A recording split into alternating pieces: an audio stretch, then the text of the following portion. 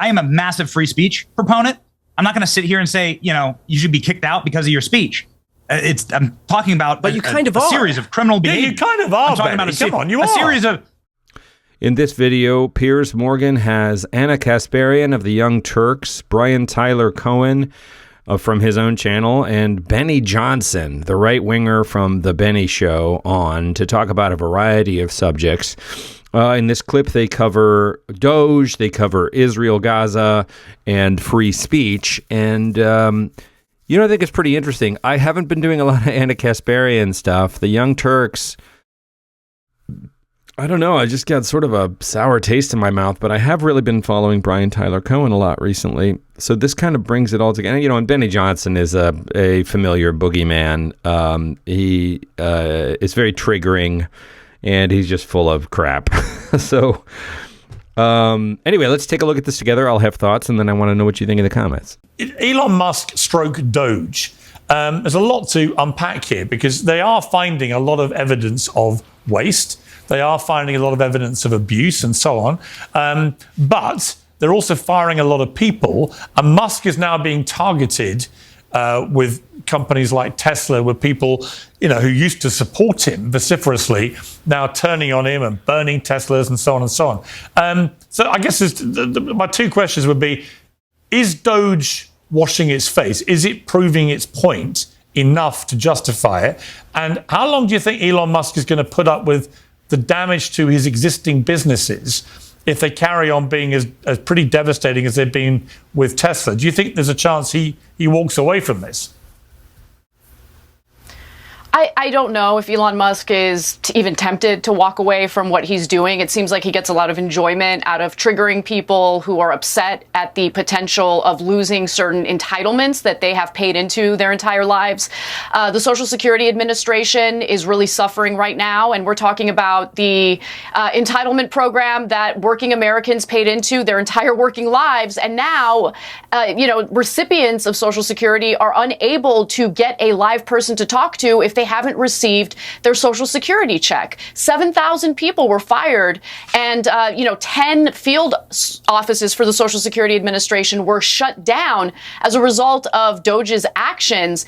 And I see this as a roundabout way of dismantling an incredibly popular, wildly popular government program that Republican voters absolutely love without having to even pass a single piece of legislation. So this is the Trump administration's way of dismantling it without having to deal with Congress. This has been considered the third rail of politics because of how popular Social Security is. If they either privatize it, shut it down, or essentially take away these entitlement benefits from Americans who paid into the system, there will be hell to pay for the Republican Party, not just the Trump administration, likely for decades to come.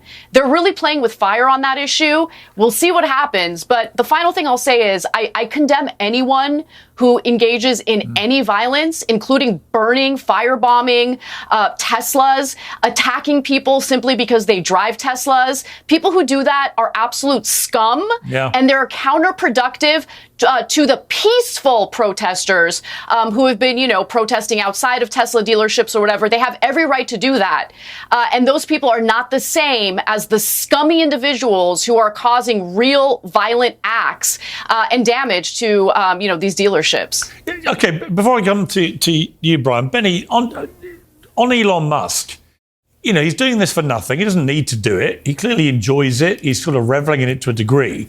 But purely from a optics point of view, if you were him, are you going to keep at this or are you going to walk? Well, I don't know Elon Musk, but you're pretty clear in what you can see is his thinking, because he says it every single day on X. He sort of lays out why he's doing this. He sees this as saving the American economy, which, of course, he is intricately connected to, and his companies would not exist without. And so he views the righting of the ship and the solving of waste, fraud, and abuse as saving the future of American economy. You cannot run a household $37 trillion in debt. You cannot run a business $37 trillion in debt. You could not run your own pocketbook if you were going down to the 7-Eleven to get a Zyn. You wouldn't be able to buy that if you were $37 trillion in debt. None of it works if you don't solve the fraud, waste, and abuse. And so that's what Elon Musk is doing. And I think it makes a ton of business sense, actually. But when Anna talks about her concern about what happens to the Republicans if they come after Social Security, which is hugely popular, as she said, with Republicans, are you concerned about that? Well, as far as I know, the only people who've been taken off of Social Security are the 300-year-olds who've been getting Social Security since the 1700s. Oh, dude, please. This is why nobody likes you, is because you're just a lying liar. Your pants are on fire. They're hanging from a telephone wire. We've been over this 100 times. Okay. Brian. No, Benny. They fired 7,000 people. So now people are unable to get in contact with anyone at the Social Security Administration if they haven't received the Social Security check that they're entitled to. We're talking about our nation's elderly. Okay, it is so important that we protect these people. And again, they paid into the system and now they're being screwed over. It's just wrong. You know, yeah, Ana Kasparian's right, but these people are us, right? I mean, we may or may not be old and on Social Security right now, but none of us are getting any younger. I'm expecting to take advantage of it, and I tell you what, I'm going to be super pissed if what I have paid into my entire working life, I didn't opt into it. They just take it out of my paycheck, right? There's a theme. There is a theme, Brian, I would say, developing here about this administration. It's very fast, it's very furious, it's very big thinking, it's very bold. But if you look at all these things, whether it's Doge, whether it's the border and people slipping through the net, there are people slipping through the net all over the place, perhaps because of the speed that they're moving. Did what happened with the Signal thing? Was that because they're all just moving too fast and trying to be not really giving enough time to really think things through? I mean, another quick interjection. And they're incompetent, right? I mean, why do things this fast? There's an answer to that that's, a bigger picture answer. It's because they're trying to break everything before we have a chance to vote them out. But, they're also just buffoons. They're incompetent. They're all wildly unqualified to be doing these jobs. Guess what? They're making mistakes. It's not because of how big and great their ideas are. That would be my observation. If I was talking to Trump now, I'd be saying, maybe just slow the horses down a little bit to make sure that as you roll out these very, very big things, you're not letting Americans who don't deserve it slip through the net, either being deported wrongly, losing Social Security wrongly, being fired wrongly, etc.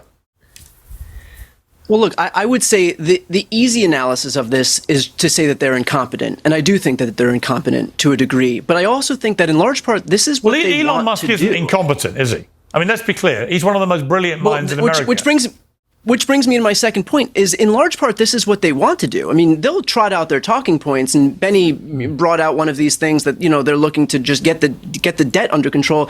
They're adding money to the deficit, which is going to explode the debt even further. And so like this notion that we're just getting our spending under control, they needed to try to cut a little bit so that they can, including Medicaid and food stamps, $880 billion in energy and commerce, which will cut Medicaid, $230 billion in the Agriculture Committee, which will cut food stamps, to try and offset just a fraction of what they're going to add by virtue of $4.5 trillion for a tax cut that's overwhelmingly going to favor millionaires and billionaires. So we can say that they're incompetent for some of the egregious things that they're doing, but in large part, they're doing exactly what they want to do. They're not focused on the debt. They're not focused on trying to help people or make sure that they have adequate health care or grow, add jobs or whatever it is. They are doing what they need to do for the people that they're looking to help. And that is overwhelmingly people who are exactly like Elon Musk. And by the way, Piers, I would take issue with how you framed Elon, because he's not doing this as some benevolent, patriotic figure. Well, he's not being paid.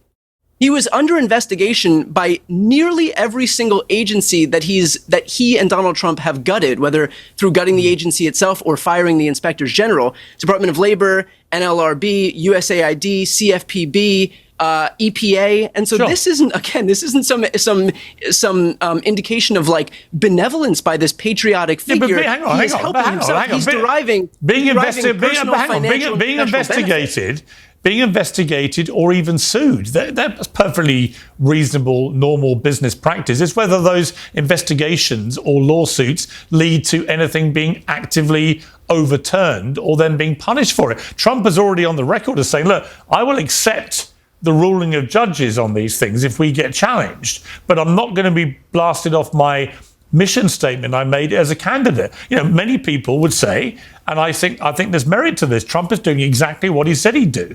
And you might quibble whether they're going to reduce the debt or not. You can't tell after 10 weeks whether an administration can reduce the debt. You can after 2 years, and if they haven't reduced the debt after 2 years, then they're going to get a shellacking in the midterms and probably get a shellacking in the next general election. But I do think trying to assess whether what they're doing at the moment can reduce the debt is a bit preposterous after only, 10 weeks?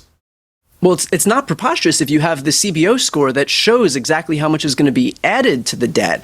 And so again, if you're passing it, I mean, it's just math, right? If you're cutting programs that don't amount to as much as you're adding by virtue of these tax cuts, then you are going to add to the deficit, and that's going to balloon the debt, which is to say nothing, by the way, of the amount of federal revenues that are shrinking by virtue of the fact that the economy is doing poorly right now. Well, it is, except I would say, Benny, if I'm Donald Trump, that his own approval rating has never been higher as a president. No. I mean, it's never been higher. So the Democrat Party's approval rating has never been lower. The Democrats are at record lows, right? So Americans do not want to hear a word from the Democrats. They're done with them. They're done with the woke stuff. And they're actually pretty broadly supportive of Trump. Which is, I mean, if you're Trump, you're probably saying, I hear all the squealing. I don't care. I've got a mandate. I won everything in the election, and I'm going to deliver exactly what I said I'd do. And it might take him a bit of time, but I'm a little bit more patient about this. I think I do see methods of the madness. I do see the border being sorted. I do see an attack on government waste as being very popular with the American people, and so on. So I just think it's too early to say this is all not going to work. Demonstrably, some of it is working and is popular with the public. Here we go. The tracker right here, $130 billion in savings. That's $1,000 in savings per American household right there. That's what Brian says is adding to our deficit, which is that the same tracker where they noted that $8 billion were cut when it was actually $8 million were cut? That the same tracker that they started taking credit for cuts that were made during the Biden administration? Just wanted to check if it's the same exact tracker that we're talking about here. Brian's stance here is that we should raise taxes. And I want him to carry that My stance is that we should raise taxes. All I'm pointing out is that the tracker higher taxes. And I've said this before, and I'll say it again, Brian. I want you to run for DNC chair. Okay, maybe you could take Harry Siston's job, all right, as the #1 DNC influencer, since he's getting canceled right now. You could take Harry's Benny, job. You could work with David Hogg, and you can run on higher taxes for American. And you can say that $37 trillion in debt is okie dokie to me. That's what you can do. And you can burn a Tesla dealership down while you're at it. If you think debt bring that message to the American people. I want you to do it. If you think debt is bad, I want you to do it. How do I make it happen? If you think debt is bad, how do you answer for the fact that we are adding debt that based on the CBO score, we're adding debt, and your deity, Donald Trump, added $7.8 trillion to the debt during his first term? Where are these fiscally conservative Republicans? Yeah, I don't want anyone to add anything to the debt. The vast majority of that came during COVID. We all know what a bizarro time that was. And I don't think that anyone's trying to defend that. Donald Trump has proven time and time again, he wants to cut government spending and cut efficiency, cut government spending, add efficiency, and cut our deficit. The deficit is a killer. You cannot run a household or a business when you are in debt. When you're spending $4, you take in $1, you spend $4. That's what the country is doing right now. Benny, he's never done it. He's never done it. You keep saying that he wants to do things that he's never done. It's like amazing. He's been in office for 2 months. Well, he didn't have 4 years. Hang on, Brian. Well, hold on. He didn't have 4 years. He had 3 years and a pandemic. The highest revenues. It would have been in the pandemic, but the highest revenues without the pandemic, Trump's economic record in the first term would have been a lot better. I've always said Trump would have won that election. And without 9/11, exactly George W. Bush's presidency so events knock off your agenda very quickly if you're not careful. Events knock off your agenda very quickly if you're not careful. This applies to George W. Bush too, as well as it wasn't just COVID was unbelievably crazy and terrible and who could have done anything. It was wildly mishandled, right? That's what the Republicans said. It wasn't his fault. It was COVID. He screwed the pooch on COVID, right? Look at how many Americans died per capita. It was a terrible disaster because it was so mishandled, right? It was a terrible, terrible disaster in any case. But, you know, his administration, so bad. And George Bush, you sort of said, well, who could have prevented 9/11? I don't know. The government, the president, like, you know, you either get to blame things and say the president doesn't have any responsibility for anything, or the president is unilaterally. Republicans will say the Democrats are responsible for everything that happened, whether it was an act of God or otherwise. But when they're defending Republican presidents, you know, there are just huge things that happen that, you know, a president doesn't control this, right? So it's either Republican presidents can fix it on day one and aren't responsible for any of the bad things. Democratic presidents don't get to take credit for any of the good things, but are responsible for everything bad that's happened in the universe. Anna, I want to bring you in on another part of all this. Again, the D's, deportations, but a slight variant, which is student deportations. We've seen this big row, obviously, recently about the Columbia University student who was alleged to be pro-Hamas. It seems to be a bit of a foggy picture as to whether he was or not. But this principle of deporting students for their political allegiances or views, where do you sit on that? Bernie Sanders says this is not democracy. You can't exile political dissidents, not in the United States. Well, I mean, our government will certainly try to do that as long as the government of Israel demands it. And our government, whether you're talking about Democrats or Republicans, is completely controlled by the Israeli government, and they're going to do the Israeli government's bidding. That's what this is really about. That's all it is. So protesters who are legal residents, permanent residents who have green cards, will be deported simply for exercising their freedom of speech and criticizing how the Israeli government is prosecuting this war in Gaza, slaughtering tens of thousands of innocent women, children, elderly people, civilians. They're going to continue the slaughter. They don't want any backlash from anyone in the United States about it, including American citizens, including permanent residents. And remember, Miriam Adelson and the Adelson family overall gave Donald Trump hundreds of millions of dollars to not do what's right for the United States, but to do what's right for Israel. So Donald Trump is going to do that. He's transactional. Money talks for him, and he doesn't care. He'll go ahead and revoke green cards and deport valedictorians. You know, students who have been in this country since they were 7 years old, were valedictorians in high school. But God forbid they ever ding or criticize the Israeli government, because that's when they'll become a target. What if they actively support? What if they actively support Hamas? Look, I despise Hamas, and it disgusts me that anyone would say anything positive about Hamas. But our freedom of speech indicates that we are allowed to even be supportive of the KKK, be supportive of Nazis, be supportive of terrorist But that groups. applies to American naturalized citizens. If you've come in on a green card, right? If you say on your green card you support a organization that is a prescribed terror group in the United States, you don't get your green card. That is the argument Marco Rubio made. I thought it was quite a good one. I mean, I haven't got a green card, but I have a visa, and they're very stringent about all these kind of things, right? If you aligned Visas yourself and green cards with a terror Piers, group, you know that. If you aligned yourself with a terror group, you wouldn't get in. So why should you stay in? Well, is my visa point. and a green card is hold on, Piers, hold on.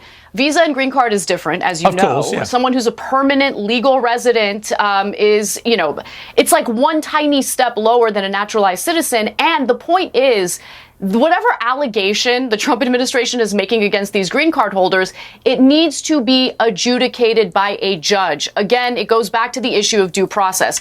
If you guys are comfortable with an executive branch official, simply one person unilaterally deciding without any due process that someone has done something wrong and now their green card should be revoked, I think that's setting a really, really bad and dangerous precedent. Again, that concentrates too much power among a very small group of people, and I think people deserve due process. Have a judge weigh in and determine whether or not this person is actually a threat to the United States or our national security, and then make that decision. But Benny, for some reason, they don't want to do that. All right, Benny, Trump has banned the AP from the White House, refusing to rename the Gulf of Mexico to the Gulf of America.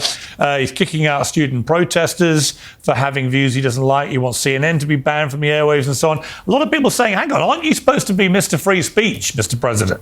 Aren't you and Elon Musk the standard bearers of free speech? What happened to free speech? Is it only free speech when you like what you're hearing?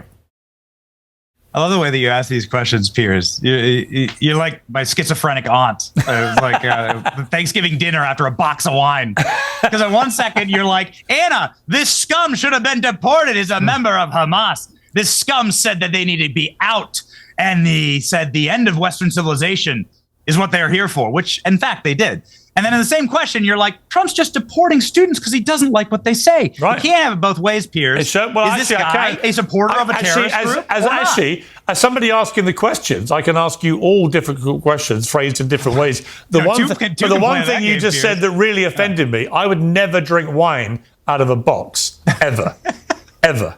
Well, that's how we know Piers didn't go to... Piers, you must not have gone to college in America. No, I did not. That, for me, crosses a massive red line. I'm a bottle man. Anyway, but Benny, Brian and Benny are going to team up and gang up on Piers. Do we have Benny? I think the most ambitious crossover event in American history. The one thing you'll get buy-in from me on is that I will defend Franzia wine till my dying day. Then you're going to lose me immediately. But Benny, back to slightly less serious matters, free speech. Respect. But on this issue of free speech, has the Trump administration been consistent? We might find this student, Mahmoud Khalil's views loathsome. There's no apparent, so far, hard evidence he has been pro-Hamas, and he disputes that. If it turns out he's not been actively pro-Hamas and we can't find actual words coming out of his mouth to show that, is it right that a green card holder in America should be thrown out of the country? Listen, I'm not an expert on this case. I'm not a green card expert either. So I'm just going to go very quickly to the simple example of you're a guest here, all right? And if you go to another country, and Americans go and travel abroad to tons of countries, every country on earth right now has an American traveling abroad. If that American decided to support a terrorist faction or behave in a way that was criminal and illegal, right, which is what was happening when you were barricading and burning down and harming students and threatening students, then expect to be kicked out of that country. It's pretty logical, right? And I don't think that free speech has anything to do with it. And as you stated, free speech applies to American citizens, either native born or naturalized.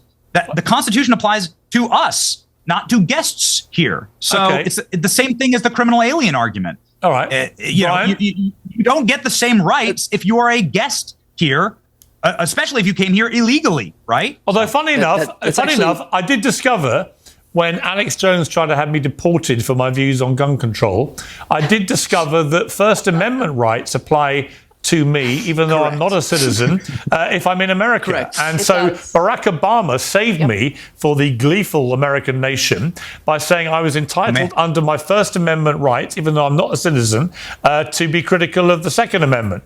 And so I was allowed to stay.